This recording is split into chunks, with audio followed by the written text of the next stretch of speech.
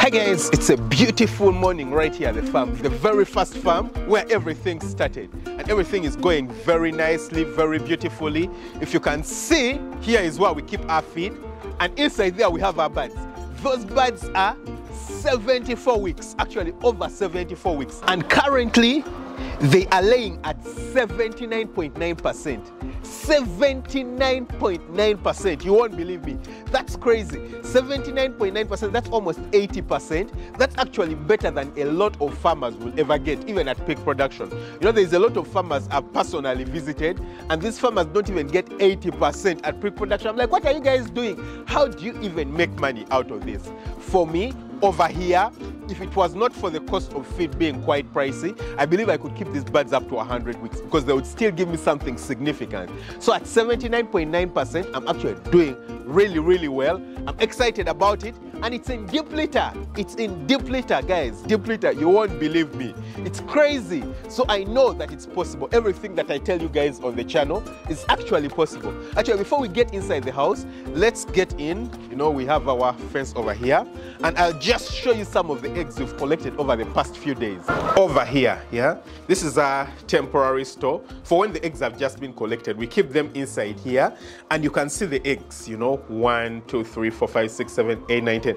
This is at least 100 trays of eggs that we've collected inside here. So we do actually have the eggs. We do actually collect the eggs, as you can see them, and eggs are actually quite big, as you can see them, yeah? These are layer eggs from our Issa Brown chickens, you know, our own farm-up chickens. And they are performing really well. So I know that it's doable. So let's go inside the chicken house and take a look at what's happening, you know? I just tell you guys exactly how we do it every day to ensure that we have proper, awesome performance. I think we'll use the upper section since it has more light right now. It's a bit darker down, so I don't want to struggle with the lighting. Let's get in. We have our food dip right here, so I'll use it before I go in. First and most important basic step. Woo! Right here you can see. So the birds are being given feed at the moment, as you can see. Yeah, this is the feed that we give them. It's concentrate-based feed being put inside their feeders. I'll pick up some of it so that you guys can see it. You can see it, yeah? The feed is inside the feeders. And if you don't believe that the birds are actually old birds, take a look at them. Just take a look at them. They are losing their feathers, you can see, yeah? They have literally lost a lot of their feathers around the neck. You can see a lot of them. You can see all that. That is a sign of how old the birds are. Yeah, these are not young birds. These are not the birds that I'll compare to my other flock, which is just young and they are new. Yeah, you can see them on the inside here. It's a very old flock, but they are performing beautifully well. Performing, you know, you can see some of the birds. They are up on the roosting patches. Seen them? Yeah, the birds are up on the roosting patches. You can hear the noise that they are making. That's noise made by birds that are feeding, yeah, and birds that are laying eggs. And then here you can see the drinking water that we give them. This is the water, yeah, so they have enough water available to them. And the one thing I keep telling farmers is that you need to make sure that you have enough feeders and enough drinkers available to the birds to ensure that they have quick and easy access to feed and water every time. Right now, when you take a look at the birds, most of the birds, it doesn't need to be all the birds, but most of the birds can feed at the same time.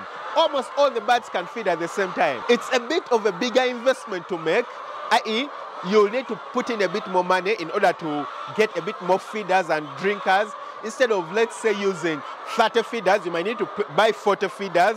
That's 25% more compared to what you initially planned to pay. But in the grand scheme of things, it's going to make and cause a very big change for you. Because if you're still getting 80% production in the 70th week, in the 75th week, imagine what that would mean for your business. That means for me, the business is still viable. Even in the 75th week, I'm still making profit from this very farm. It makes a lot of sense. So it's very exciting. You guys need to make sure that you have the correct number of drinkers, you have the correct number of feeders to feed your birds. If you have them, then the birds are going to give you what you need. Yeah. The other thing that you need to make sure that you do continuous, it's a bit more complicated in a deep litter system, is to make sure that the drinkers are clean. You can see my colleague over there just washing the drinkers. He just started, yeah? You can see the drinkers that are being washed. So he moves around with a bucket. Since the water is already in the drinkers, there is no need to, you know, carry water around, because when you lift the drinker, water automatically comes out, yeah? And as you can see, the birds are drinking the water right now. So we can see the actual washing going on right here. So you make sure that the drinkers are clean each and every day.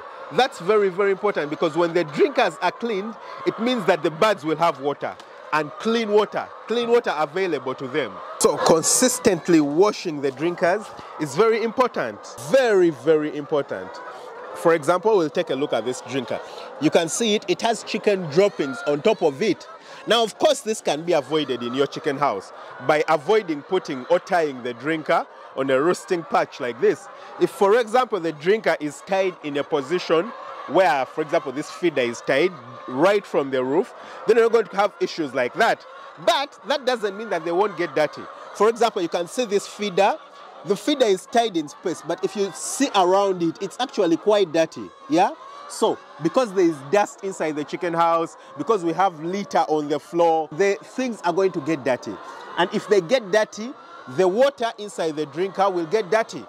For example, you see inside here, the water gets dirty. Also, as the chickens scratch, you know, you'll find the chickens scratching down on the floor, then they pick feed, then after that they come to pick water inside the drinkers. And when their mouths make the water dirty, you know, they carry dirt organisms into the water, and if you keep it there, you don't wash the drinkers, it remains there for 1 day, 2 days, 5 days, you start developing diseases inside your chicken house. So for us, this is a daily routine, washing the drinkers, daily routine to prevent development of diseases, yeah? Making sure that feed is available early in the morning, daily routine to make sure that we have feed and the energy available to the birds. And right now, you can see that the birds are laying. They're actually laying very beautiful right now. We'll just check them out. They are laying right now. You can see them inside the laying boxes, you know. There is one inside there. There is one right here. There is two down there. There's another one just entering inside here, yeah? So the birds are laying their eggs, and if I see all around the chicken house, you know, in all the laying boxes, which I'm sure you can see, we have birds laying. Even this direction, yeah? We have birds laying. So it's morning time, and this is the time when the birds do most of the laying. So come on, there is no excuse. Totally no excuse. I know that these birds perform. I know that poultry farming is actually the real deal. I know that it's profitable because it has worked out for me. These birds are going to be culled. In the end, when I actually do cull them, I'm even going to get money, because when you cull the birds, you know, the people who take the birds give you money for them because they're going to be eaten for meat.